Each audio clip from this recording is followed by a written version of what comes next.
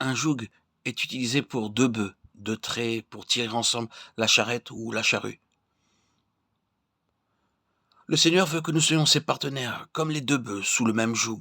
Prenez mon joug sur vous et recevez mes instructions, car je suis doux et humble de cœur, et vous trouverez du repos pour vos âmes. Matthieu 11, 29. Comme ces bœufs, nous devons être humbles. Lisons Éphésiens 4, 2 à 7, 1 Pierre 5, 5, 6, Philippiens 2, 5 à 8. Là, l'humilité et la douceur vont ensemble. Il y a différentes sortes d'orgueil en nous tous. C'est pour cela que nous trouvons qu'il est dur d'obéir implicitement au Seigneur. Le Seigneur doit briser notre orgueil de bien des manières. Parfois, il nous fait des reproches et brise ainsi notre orgueil. Quelquefois, il permet beaucoup d'échecs pour que nous soyons brisés. D'autres fois, le brisement vient par la maladie. Acte 10, 10 à 16 nous montre quelques-uns de ces différents moyens par lesquels Dieu brise notre orgueil. Pierre était un homme rempli du Saint-Esprit, mais Dieu avait encore besoin de briser son orgueil avant de l'utiliser dans la maison de Corneille. Le Seigneur devait briser son orgueil national. Pierre ne savait pas qu'il avait ce genre d'orgueil. Il se considérait comme un humble et dévoué serviteur de Dieu. Mais Dieu avait vu en lui son orgueil national. Pour cette raison, Dieu l'amena ici pour briser son orgueil. Acte 9, 43. Il vint là un moment pour prier pour une personne. Il aurait pu s'en retourner immédiatement, mais le Seigneur l'y maintint pour une raison. À son insu, tous ses plans étaient ruinés. Dieu ne lui permettait d'aller nulle part jusqu'à ce qu'il les préparait à sa propre manière. Il ruine nos plans de la même façon pour abattre notre orgueil et nous rendre humbles et doux. Au bout de quelques jours, le Seigneur apparut à Pierre. Il est très clair que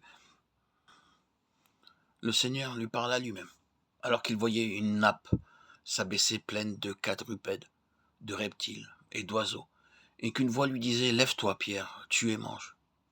Pierre savait que le Seigneur lui parlait.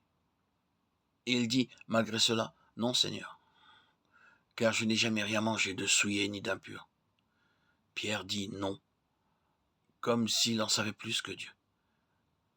Certaines personnes ont aussi aujourd'hui de telles pensées. Voici l'histoire vraie d'un pasteur qui faisait de très longs sermons.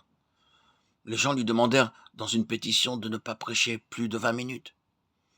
Il écrivit le message et le donna pendant 20 minutes. Puis, il s'arrêta et commença à prier.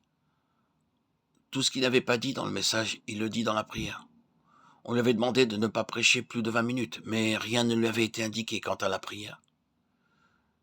Dieu est notre Père, il sait tout à notre sujet. Pierre le savait et malgré cela, il dit « Non, Seigneur ». Cela est arrivé 3 fois pour lui montrer seulement quel orgueilleux il était. L'orgueil mène à l'aveuglement et à la rébellion. Dieu ordonna qu'on lui amenât l'ânon qui le porterait. Et en la présence de Dieu, il devint très, très, très humble. Pierre, lorsque le Seigneur lui demanda de tuer et de manger, aurait dû dire « Sûrement, Seigneur, tu ne peux pas te tromper. J'obéirai à tout ce que tu commanderas. » À moins que notre orgueil ne soit brisé, nous ne pouvons pas lui obéir de tout notre cœur.